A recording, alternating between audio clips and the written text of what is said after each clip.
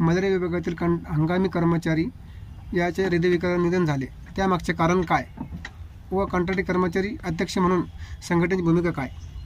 साहेब, हा जो कर्मचारी याचं जो हृदयविकाराने जो निधन झालं या कंत्राटी कर्मचाऱ्यांची म्हणजे महाराणा एजन्सीकडे काम करणारे 1700-1800 कर्मचारी आहे आणि यांचं 4 महिन्यापासून वेतन हे थकलेलं आहे आणि या संदर्भात आम्ही संघटनेने महानगरपालिका आयुक्त यांना निवेदन दिलं।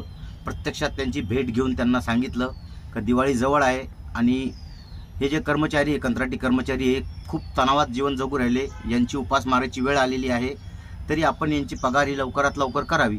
त्यावरही माननीय आयुक्त साहेब यांनी आम्हाला असं ठोस प्रमाण असं दिलं नाही की मी यांची पगार लवकरात लवकर करून देतो म्हणून।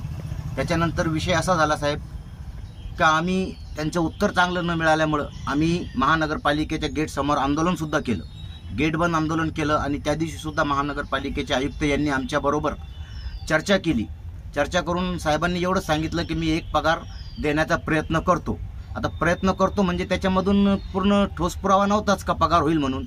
आणि या लोक जे आहे हे कंत्राटी कर्मचारी 4-4 महिने पगार नाही, यांचं इतके तणावात जीवन जगू राहिले आणि या तणावात हा जो मुलगा आहे ज्याचा हृदयविकाराने निधन झालं, तो इतका तणावात होता, इतका तणावात आला का शेवटी त्याला ते सहन नाही झालं आणि त्याचं हृदयविकाराच्या झटक्याने त्याचं निधन झालं।